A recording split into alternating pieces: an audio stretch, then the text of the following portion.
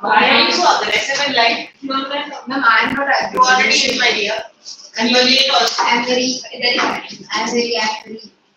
What you are very? Mischievous.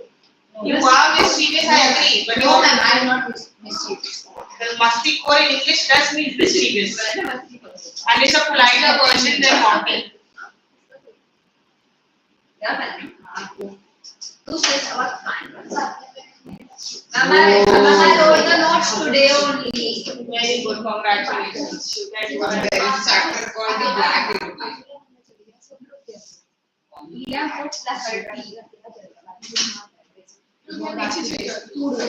Are you going to check the newspaper?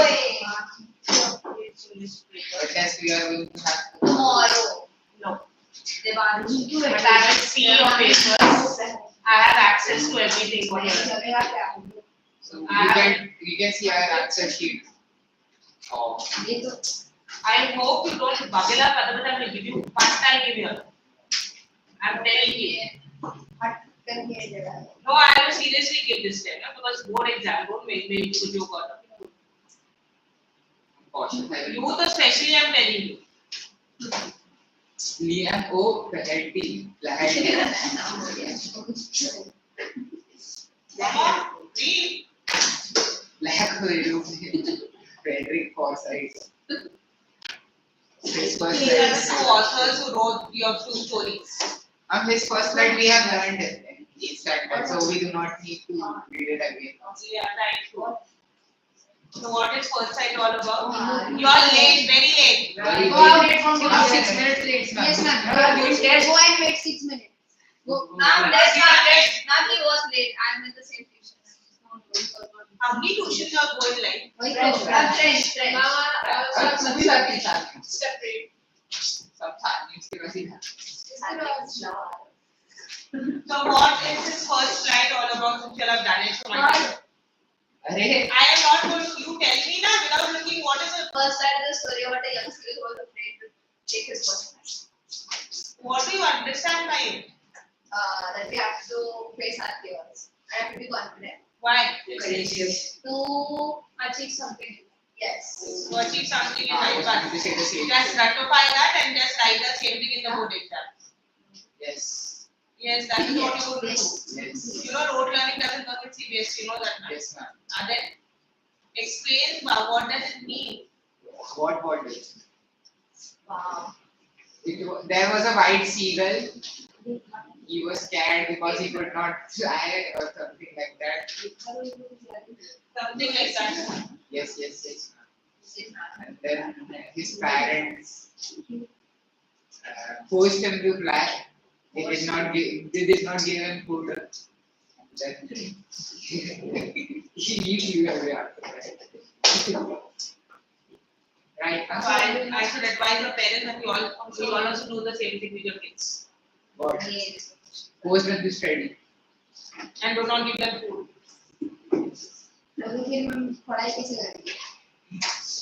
Because studying doesn't work with you, na? I'm asking you something, you're just reading, just giving you the gist of the story. What I'm asking, you're not understanding what the question is, and What are you asking? No, I'm not repeating now. Ma'am, this story is about family of seawoods. Seawoods. Seagulls.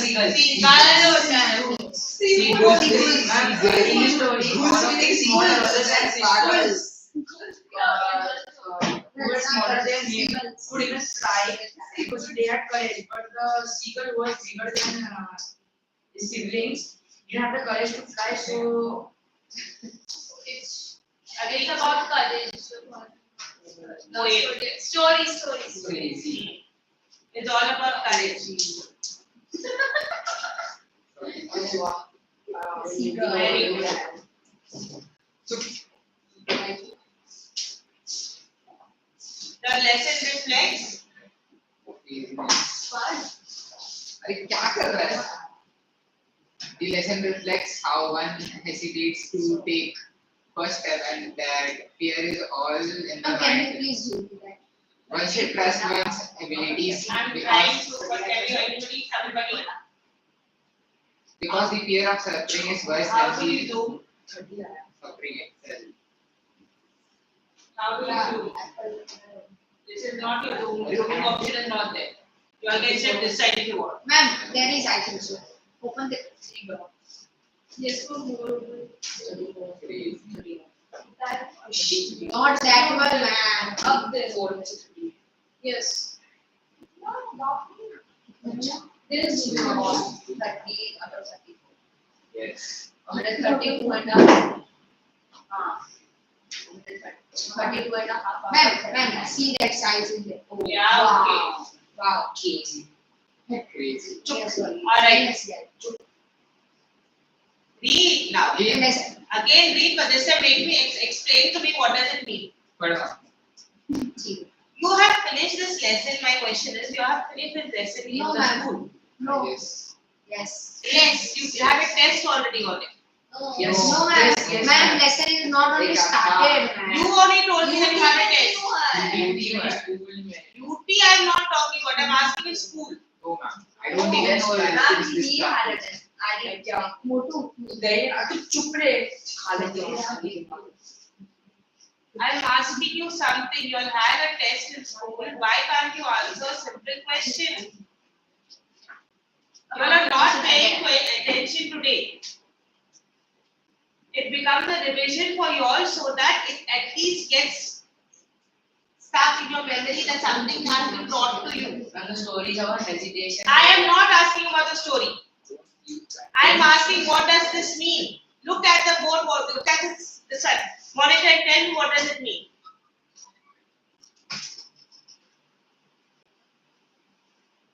Read if you don't know, read aloud, no problem.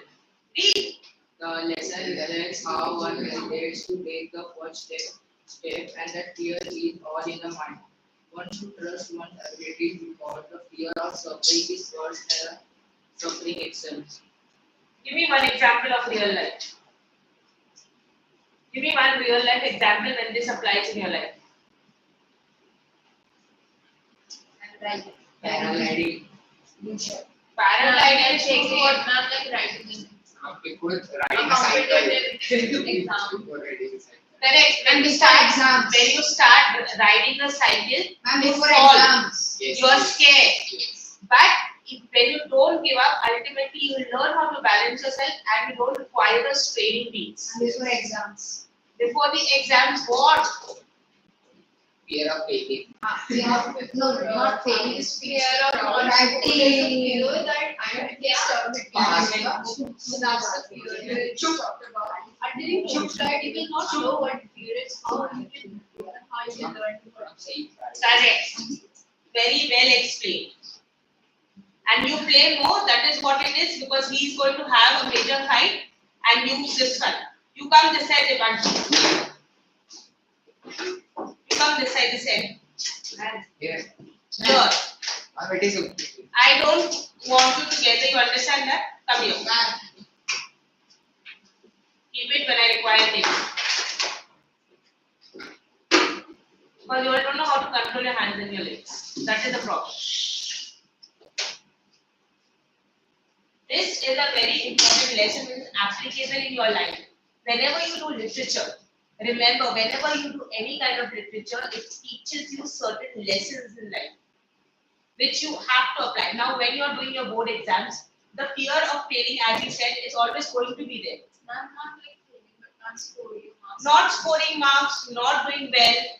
You feel when if you score less in the board exams that it is the end of the world. Every time you are going to sit for one exam or the other. I am not talking about your school exams. I am not talking about college exams. It is always when you are trying to do a new venture. You may be starting a new business. You may be starting a new job. You may be starting a.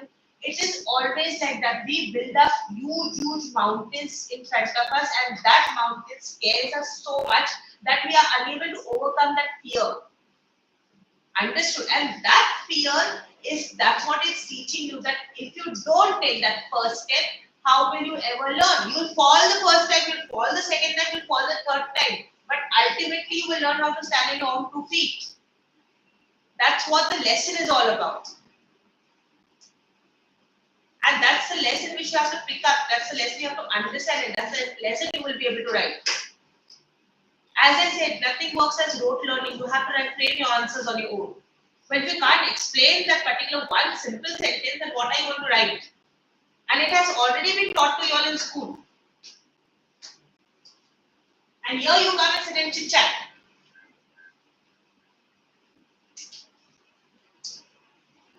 Read. That's true. Read. You can read now since you began. The story is first read by D.M.O. Flaherty. Flaherty is about a young seagull who is afraid to fly.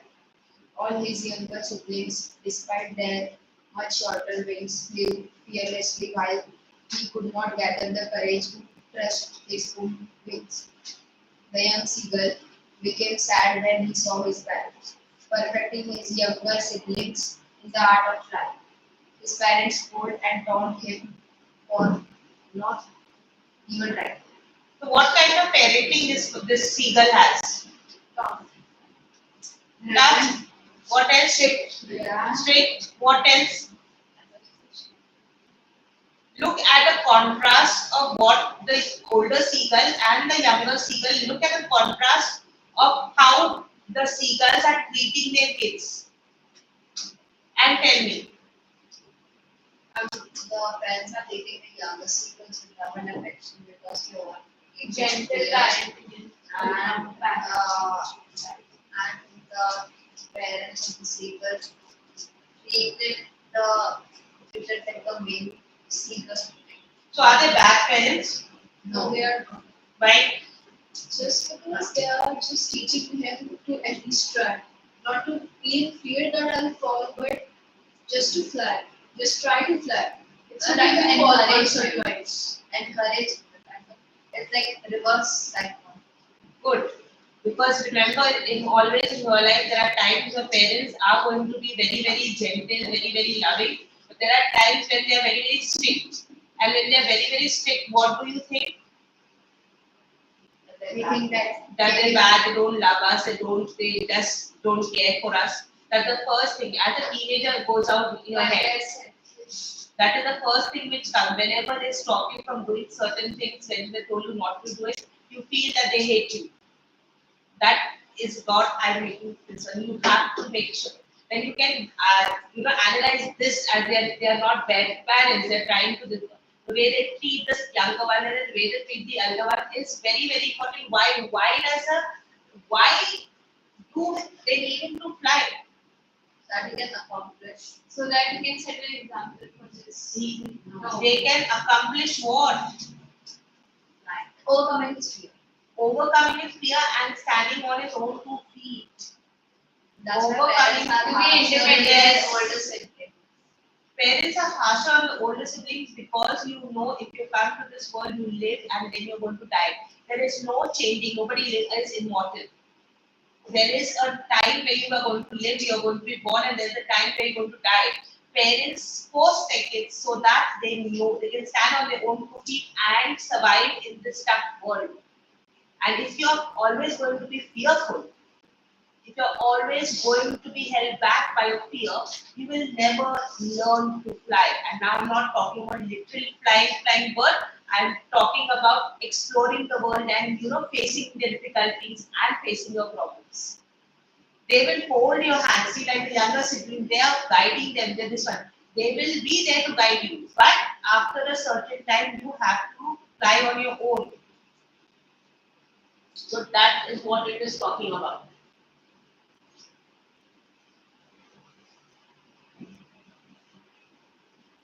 See the various tactics which they have used. So that even they have left him alone. So that forces him to get out.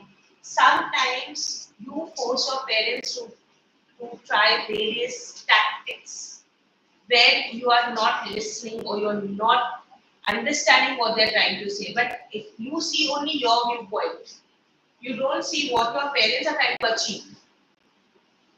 Here he's feeling that he's being ill-treated. You see the seagull is feeling like, ill-treated because he's left in isolation, they're not getting him food, they're forcing him to fly, everything. So his feeling is absolutely going to be what? What will he be feeling? What is he feeling at this particular time?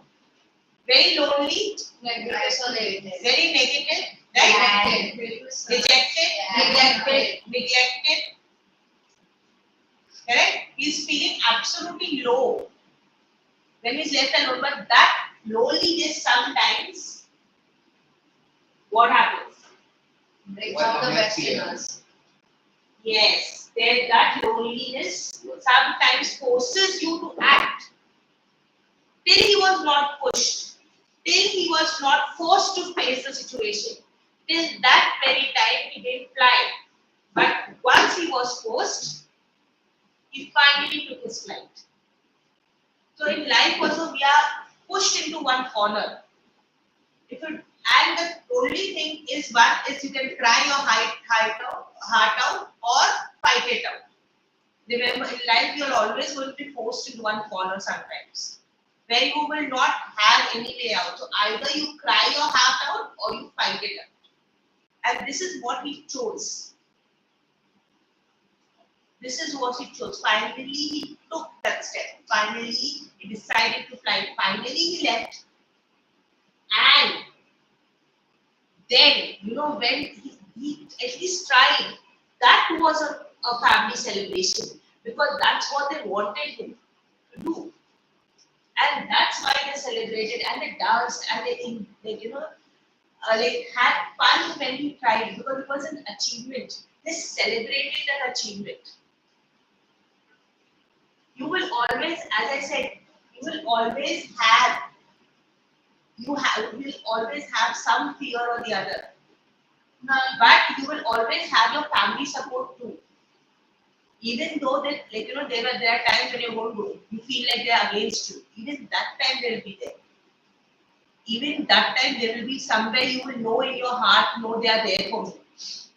And this is what it is. And this is what you have to learn in life. That you have to learn to try. You have to fight it out. And at times, sometimes you don't understand your family is is always going to be there. So thick and thin, though they will seem that they don't love you, they will be there for you. That kind of basic, the trust what you have, that is what is going to be your strength to help you try new things. And that will push you towards achieving your dreams. You were saying something. What's this black aeroplane I'm working with, right? So it was stated in the chapter, a great man is not one who does not see fear, but the one who overcomes it. This is also, and language is also like the case. The story is also about that. Yeah. There are various stories, isn't it?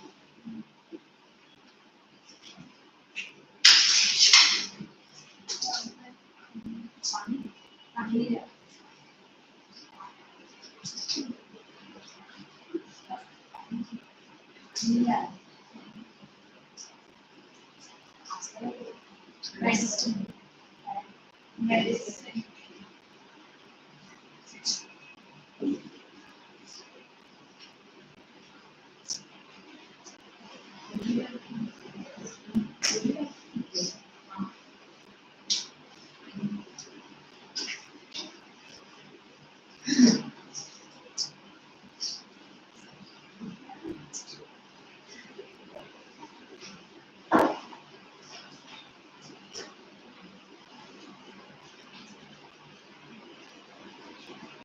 Also page number 22.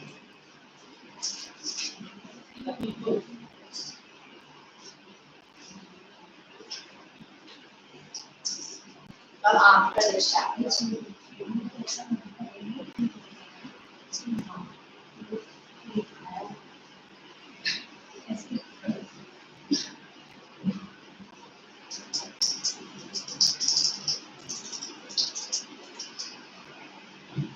Yes.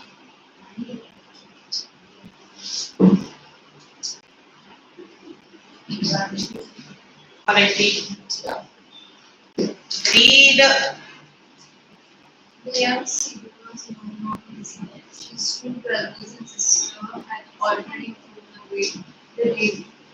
He had been afraid to try, but somehow when he had taken a little run forward, the brink of the ledge and attempted to flap his wings, he became afraid. The great expanse of sea stretched down beneath, and it was such a long way down, miles down. He felt certain that his wings would never support. So he bent his head and ran away back at the little hole under the ledge where he slept at night. Even when each of his brothers and his little sister, whose wings were far softer than his own, ran to the brink, flapped their wings, and flew away. He failed to muster up courage to take that plunge which appeared to him so desperate. His father and mother had come around. Okay, that's great. So whenever you start a story, it always starts with a particular setting of the story. So where is the setting of the story taking place? On a ledge. What is a ledge? Ledge, a narrow horizontal shelf. What does it mean? A narrow horizontal shelf. Huge shelf. If you have your mountains like this, Yes. on the mountains you will find earth. Yeah. That is a ledge. It is a platform here. That is a ledge. This I am drawing very small, but in actual you will find that because one person may be able to stand. Sometimes. So like that you will find that there are ledges like that in the mountains. And this is one of those ledges where the seagull was living. Okay, that is his home. Alright. And how many members are there in his family? 6. If named. 3 sons, 1 daughter, mother, father. Correct. They were that what? Now, his 2 brothers and his sister had already flown away the day before. So already that means his flight has been delayed. That means he's not even try. He tries. It's not that he doesn't try because he goes to the ledge. Goes towards the end, but he looks down and it looks as if when you look, you have this fear of height. If you see, if you look down a building, sometimes it happens that you become dizzy and you see it's going to be. But till you don't bungee jumping is one example. Bungee jumping when you're standing on a top or zip lining. Have you ever gone zip lining? You've seen when we're standing right at the height and you look down, you feel that I'm going to fall. I'm going to the zip line. Letting go is a hard part because you have to hold the rope which is there in the harness. And you're absolutely scared. You don't want to even sit. Have you ever tried any kind of adventure sport? What have you tried? Except one is zip lining, one is bungee jumping. That is zip lining. I went to CBSE, but they are in big trees. From there, normally zip lining. Not zip lining. You are like random stuff. You are like sticks like this. You have to walk across them. Yeah, that is rope. That is called some bridge. It is Burma Bridge. That is known as the Burma Bridge. No, they had a lot of things, but I had to jump. Then there was a net, you had to walk through the net. And that is adventure. That is what adventure climbing. Adventure. No, but that is also fine. This is what we're calling when you're bungee jumping, basically, or not bungee jumping technique, zip lining also. That letting go is a problem because you have the fear of height, and everybody has a fear. It's not that everybody is born fearless. I'm going to do this. I'm going to do that.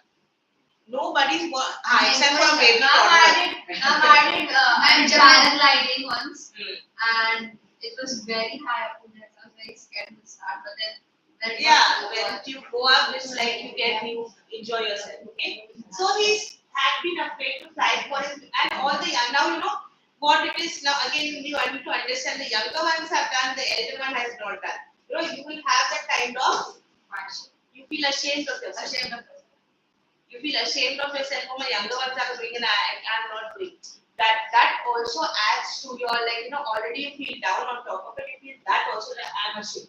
They somehow then had taken a little run forward at the brink of the ledge, attempted to grab his wing, he became afraid.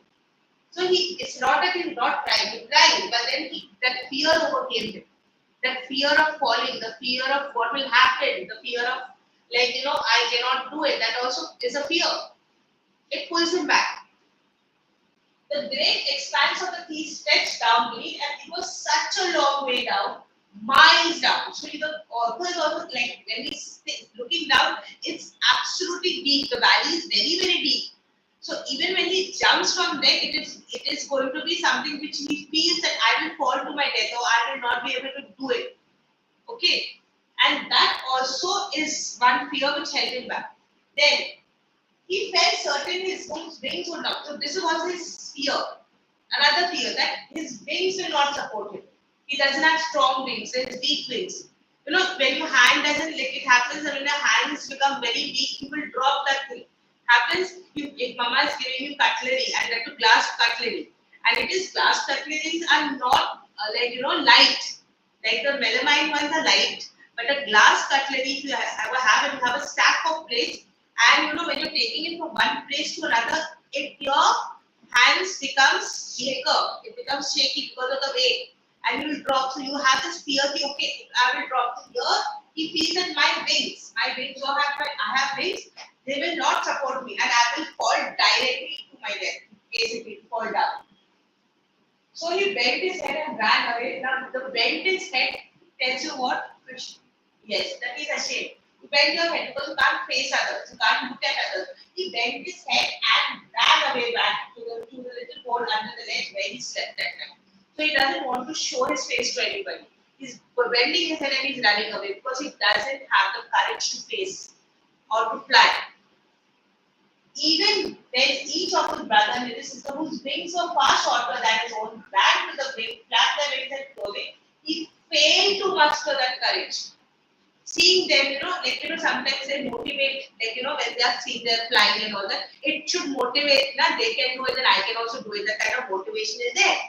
But even that doesn't help him to get that courage to achieve it, to attempt it. Even that is not giving him, he's at that negativity, I can't do it, I don't have the courage, I will fall down. Those are all your negative thoughts and they pull you back. They pull you back, they tie you up. It's like, those tight ropes around you, they tie you up, they never release you. That kind of fear is always there, every time in everybody's life. And then again he does this one.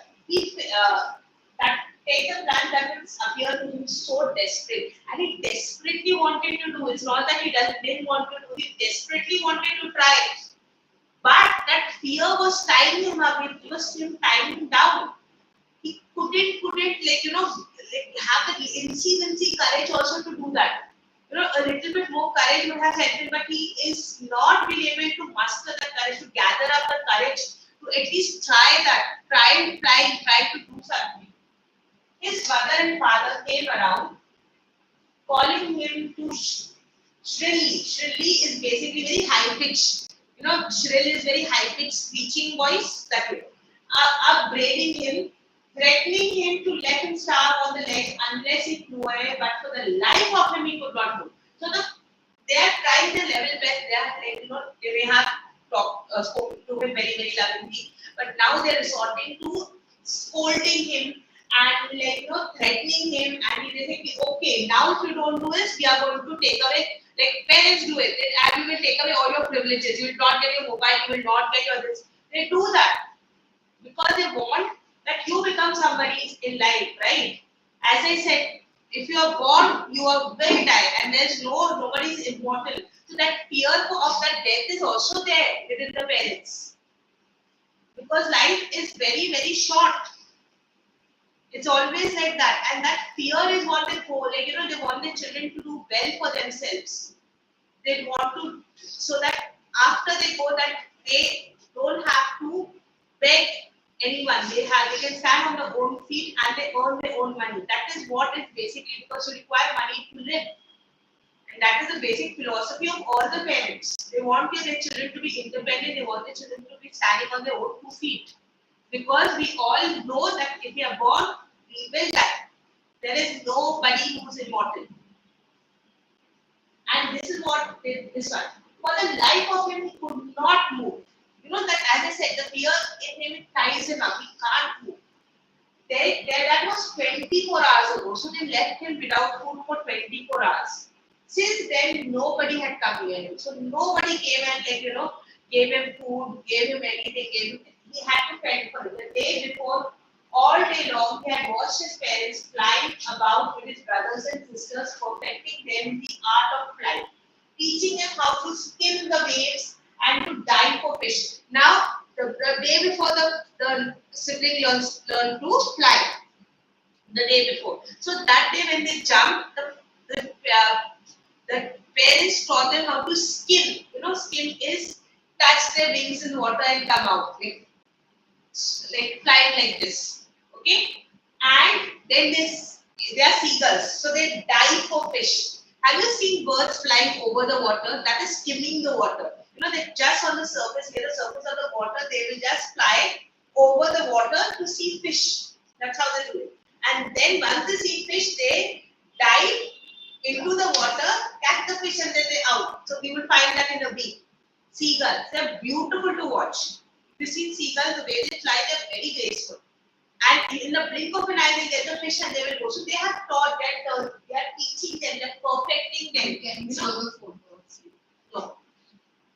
Okay? So it's like, literally they're teaching them how to manage, how to fend for themselves, how to fish for themselves, because seagulls lives on fish. Their major diet is fish. So teaching them the basic this sort of life. Are you sleeping? You're looking very sleepy. Okay? He had in fact seen them teaching them the basic necessity of life to survive in their world. So he had in fact seen his older brother catch his first herring is your fish. It's a name, it's a type of a fish. Silver color fish. And his first catch, it's a major achievement even for a bird. Your first salary is going to make you so happy. After the salary will come, that is a different thing. Anything first, even your parents, your first toddler, like walk, would have been an achievement for your parents, because they are the ones who will click photos, they will phone up. See, today's turn learn to walk. The first word is something which they are excited about. Every first of your life is that your parents will be very, very happy. Your first day in school when you're tugging your mother is such a heart-wrenching thing, because you are getting full marks. First time getting full marks is going to be a shock for your parents. Okay? Pause hearing and devour it. Devour it basically in one gulp and you have it. Fish, you see in a bird, in one gulp and it will go down. So devour it standing on a rock while his parents circle around like a proud cattle. Cattle.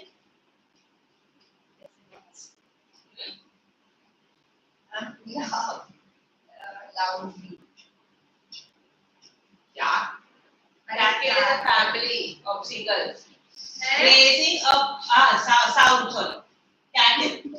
Raising a proud cattle, and all the morning the whole family had walked about on the big plateau. Midway, the opposite kept taunting him with his covered eyes. So basically, here he is on this cliff, that mountain, and they are in the opposite mountain standing on the plateau. Now that's your ledge. Plateau is your flat area.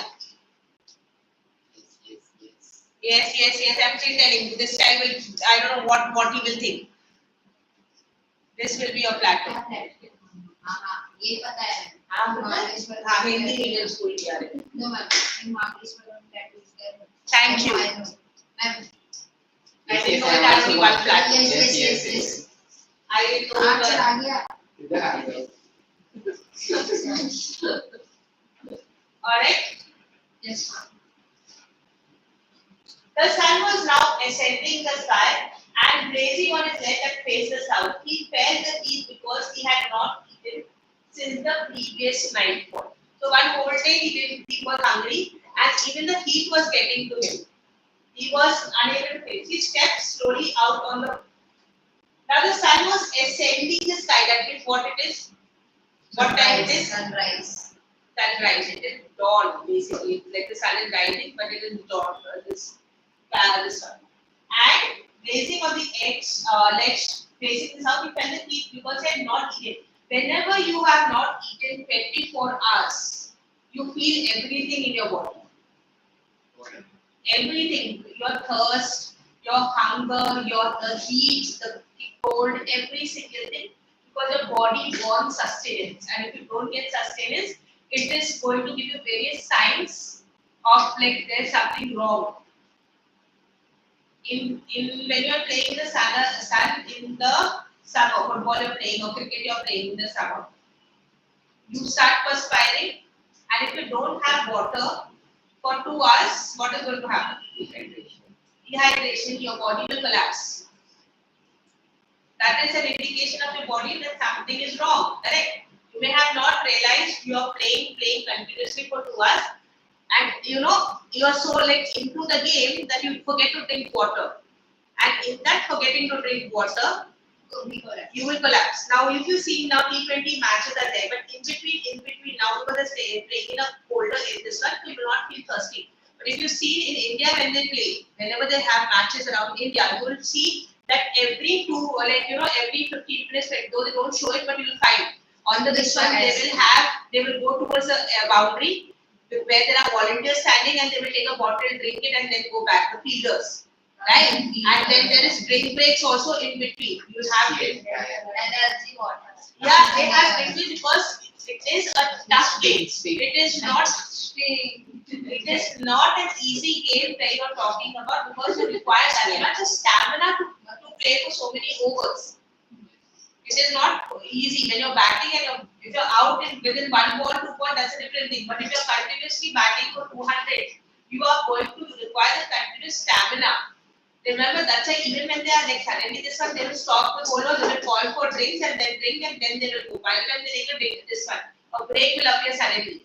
But it always happens because you require the stamina. So this person, this little seagull, has not got food. He's not jumped into the water because that water is there only. When he goes for fishing, it is going to be there only. So he's not on anything, and because he's not willing to get down off the mountain. Okay.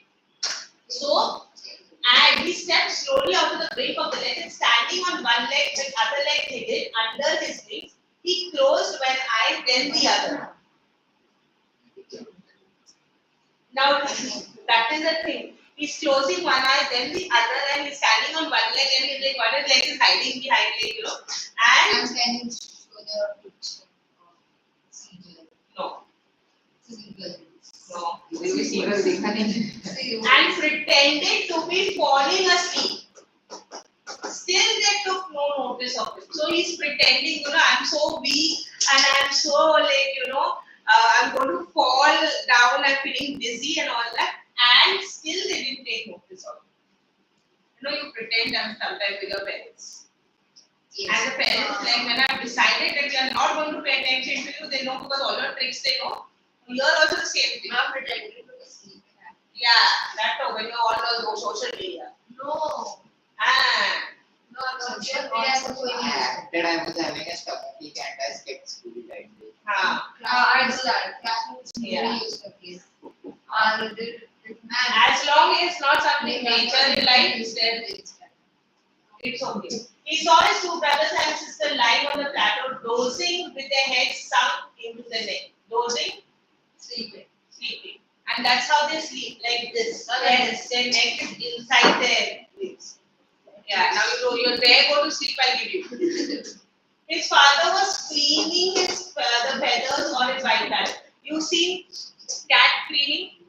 Yes. Yes, they keep on licking. So the birds with their beak, they keep on cleaning their feathers. That is what. Yeah. Only his mother was looking at him. She was standing on a little high hump on the plateau, and her white dress thrust forward.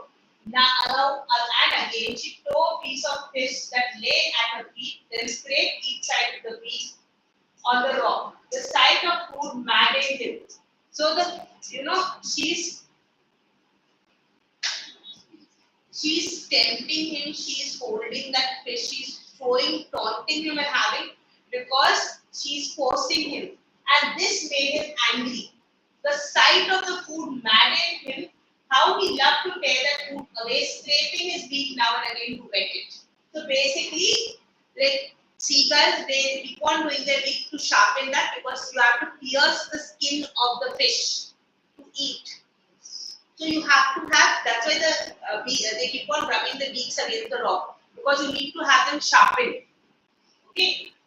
Man, they eat directly in a bird. They directly But they eat like because they don't have a big beak. Okay, so that's what they tear and eat. And do birds grow their beaks? No, They sharpen it like that and then it gets blunt and then they sharpen. What is it? it is like your nail. That nose. It grows again means with their size, the beak grows till how much it can grow, but after that it will stop. So But they don't rub it roughly, na. They don't do it roughly. They will not have any beak only. They will keep on doing that. Gaga, he cried, begging her to bring him some food. So he's begging his mother, give me some food. I'm absolutely hungry. One day, whole day you are not giving. She's coming back innocently. She is making fun of him. He says, you grow up, come search for yourself. Sometimes parents have to be cruel to their children in order to teach them a lesson and make them more stronger. But he kept calling plaintively and he's begging. In a very sorrowful, plaintively in a very sorrowful way, he's crying. And after a minute or so, he uttered a joyful speech. His mother had picked up a piece of fish and was flying across to him with it. He leaned out, eagerly tapping the rock with his feet. So now his mother's flying and trying to get nearer to her as she flew across. But when she was just opposite to him, she halted, her wings motionless, the piece of fish in a beak, almost within reach of his beak. He waited a moment in surprise, wondering why she did not come nearer, and then, maddened by hunger, he dived at the fish. So he was so desperate, and when you are absolutely desperate, you forget about everything and you fight your way. The mother just reaches him, it must be just distance. And he's just near his fish is near, and he's that kind of desperation he has, he just dives for that particular fish because he was absolutely hungry. Okay, he waited.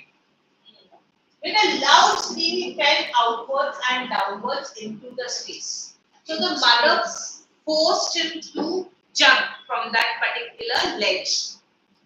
She held the fish just far from him that he had to jump in order to grab it, and he was so desperate at that particular time that he literally jumped without thinking, and he was desperate and angry because he was not getting what she was holding like a carrot in front of him.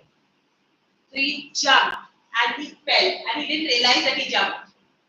Okay. Then a monstrous terror seized him and his heart stood still. It was literally like a panic attack. Because he jumped, but he didn't realize that unknowingly he has left the ledge, his safety. And he could hear nothing. In that panic, when you're panicking, your head doesn't work. He could hear nothing. But it only lasted a minute. In that minute, the natural thing what you have to learn to fight. Your instinct takes over and you learn to do what you were born to do. He learned to do what he was born to do. Fly. You learn to fight. Your instinct pushes you to fight. In that desperation, your instinct pushes you to fight, and he learned. See, the next moment he felt his wings spread outwards. The wind rushed against his breast feathers and then under his stomach against his wing. So, their bodies are very light. So, their bodies are shaped like this. So, the wind touched his breast like this and went back and touched his feathers, the wings. He could feel the tips of his wings cutting through the air. They are built that way. That instinct took over.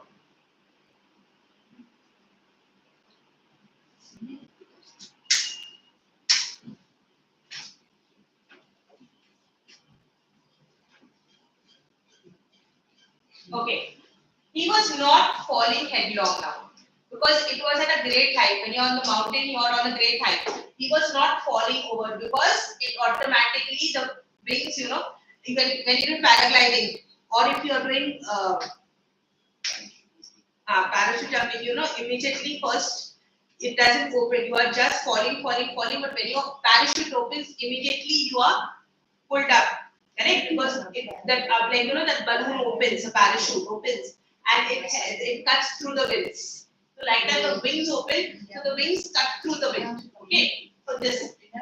He was not falling head on. He was soaring gradually downwards and outwards. He was no longer afraid. He just felt a little dizzy because it was a sudden rush. Remember, he jumped without looking, and it was he jumped out of desperation and anger. So it was a sudden rush. So that for sometimes he just felt a little dizzy. He flapped his wings once and soared upward. Gaga gaga. And she's so happy. Words don't talk, but that's a way of talking, right? So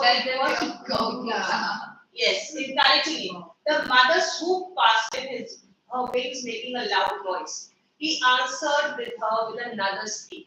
So the mother immediately, when she was there, she's teaching a child. So she's there, but she's guiding him. She's guiding him how to fly.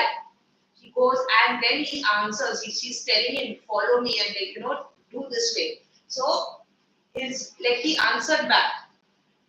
And his father flew over him screaming. Screaming is not screaming. He's excited. His son is flying. So he's supporting him. He saw his two brothers and sisters flying around him, curveting and banking and soaring and diving. And all his family members are celebrating his first flight. They're jumping like horses, flying like horses. The leaping. Curveting is that. And banking. Banking is when you want like this, high low. Okay? And then soaring. Soaring is going up and diving. That excitement that my brothers started flying, that kind of, that celebration, his whole family gathered around him. Then he completely forgot that he had not always been able to fly and commended himself to die and soar and curve shrieking shrilly. That's how the seagulls noise or the sound is very, very shrill. It's like you haven't seen Madagascar, if you see seagulls are there in that. He was near the sea now, flying straight over it, facing straight out over the ocean. So literally he's going exploring places. He saw a vast green sea beneath him and the little ridges moving over it. And he turned his beak sideways and cawed amusedly. He's amused to see so many things, and now he's experiencing life. He's enjoying life. Now he's going to distance. This is the ocean we are talking about, sea you're talking about. They are vast, and he's flying over them. He's seeing the ridges in the ocean, and he's enjoying himself, and he's amused because he's exploring first time in his life because he learned to fly. His parents and his brothers and his sisters had landed on the green flooring ahead of him. They were beckoning to him. Beckoning is calling to him, calling shrilly. He dropped his legs to stand on the green sea. You know how aeroplane land, the tires, like when it's going to land, the tires first pop out, right? And then you are at the birds also the legs, then they will come out and then they land. Okay. His legs hanging out. He screamed with fright and attempted to rise again, flapping his wings. But he was tired and weak with hunger and he could not rise, exhausted. So that was his first flight. He was weak with hunger because in that enjoyment, in that joy, he forgot that he's supposed to eat too. No, it's minus. Minus. I normally put it on silent.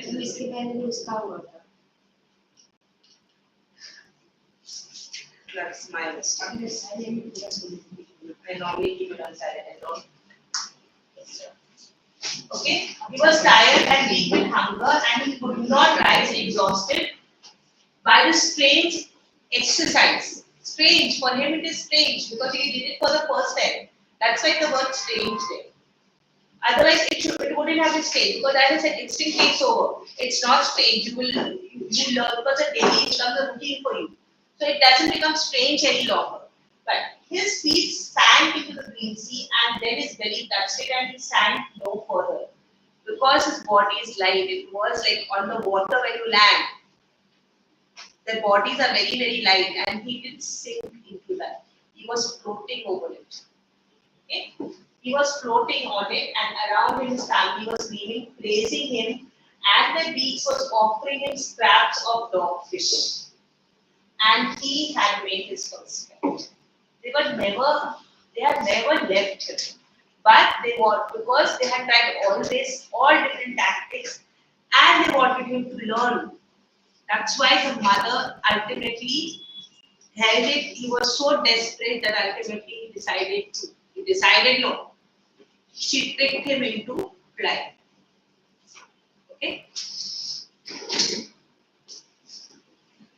And since you wanted seagulls, I want to see the video. Yeah. You can even show it. See. this is your seagulls. Yeah.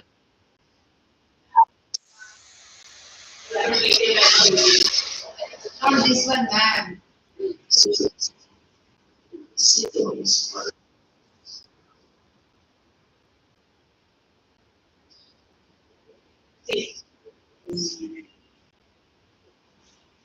look at their feet. It's red. Because in the water, na, they can go like that. See, and here,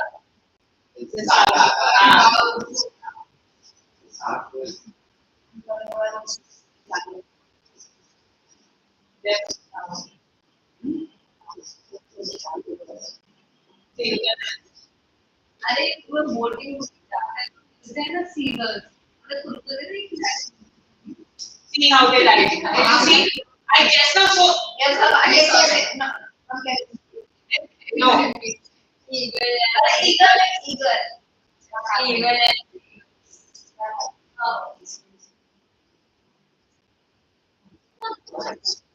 अरे बाबा went for this boating somewhere and now feeling it kurkure, then it's all my packet. Sad life. Oh.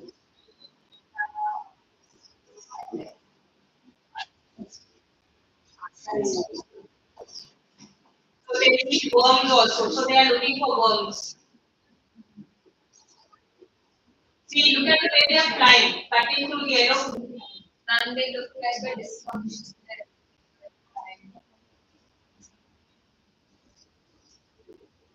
Look at the beak. You asked him, telling you the beak is the beak. This is the beak. See how it landed. How it landed with the beak feet out.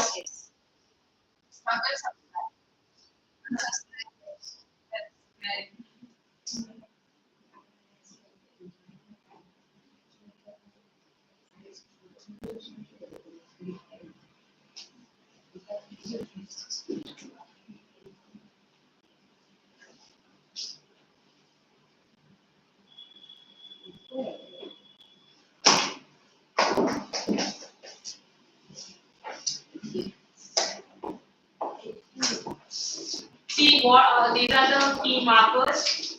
The young seagull called to fly. His parents. Then the young seagull can't fly. He increases. I am reading it out. You don't have to see.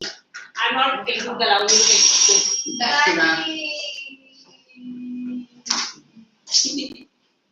Reference to context. RTC. Yes. Alright, bye bye. Thank you.